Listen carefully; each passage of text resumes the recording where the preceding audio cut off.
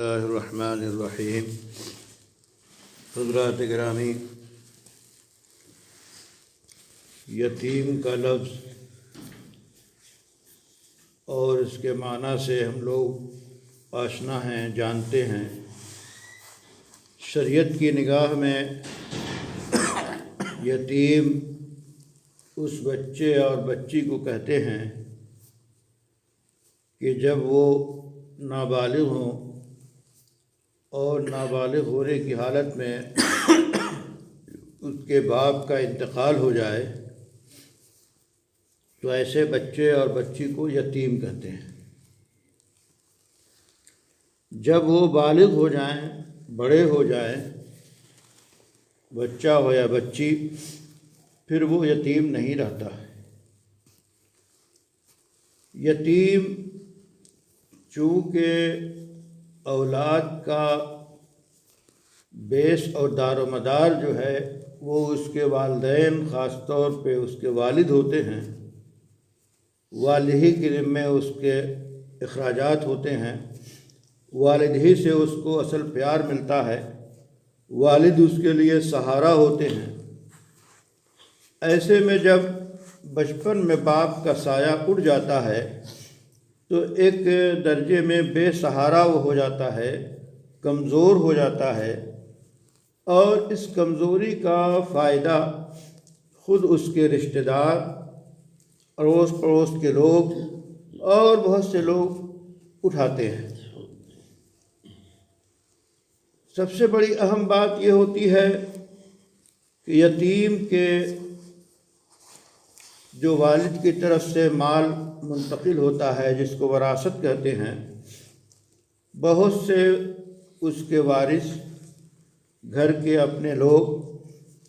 اسے دبانے اور اس کو ہڑپ کر لینے کی کوشش کرتے ہیں۔ چونکہ وہ بے سہارا ہے، معصوم ہے، کمزور ہے، تو عام طور پہ وہ کچھ کر نہیں پاتا، اس لیے اس کے مال کو دبانے اور اس پہ ظلم کی کوشش چوطرفہ کی جاتی ہے۔ شریعت نے ہر اس چیز کو ناپسند کیا ہے جو انسانی فطرت اور مزاج کے خلاف ہو۔ اصل انسانی فطرت کا جذبہ فراواں ہوتا ہے اور یتیم کو دیکھ کر ترس آتا ہے، اس پہ انسان رحم کھاتا ہے، کہ اسی بیچ کچھ ایسے لوگ ہوتے ہیں جو رحم کی جگہ پہ اس پہ ظلم ڈھاتے ہیں اور اس کے بہت سے حقوق کو دبا لیتے ہیں۔ تو قرآن نے صاف طور پہ کہا کہ یتیم پہ ظلم نہ کرو، اس پہ قہر نہ ڈھاؤ، بلکہ یتیم کے ساتھ انصاف کا معاملہ کرو۔ جو اس کے والد چھوڑ کے گئے ہیں، مال میں، جائیداد میں، وراثت میں جو کچھ ہے، اس کا جو شرعی حصہ ہے وہ اسے دیا جائے، اور اس کے ساتھ اچھے بول، میٹھی گفتگو، شفقت کا معاملہ کیا جائے۔ اور اگر وہ مالی اعتبار سے کمزور ہے تو اس کی بھرپور کفالت کی جائے، اور کفالت سب سے پہلے اس کے قریبی رشتہ دار جو ہیں ان کے ذمے ہے، اور پھر پورا گھرانہ، پھر پورا سماج یتیم پہ رحم کھانا، ترس کھانا، اس کے سر پہ ہاتھ رکھنا اور اس کی پرورش اور اس کی تعلیم و تربیت کا انتظام کرنا ذمہ ہے۔ رسول اکرم صلی اللہ علیہ وسلم نے ارشاد فرمایا،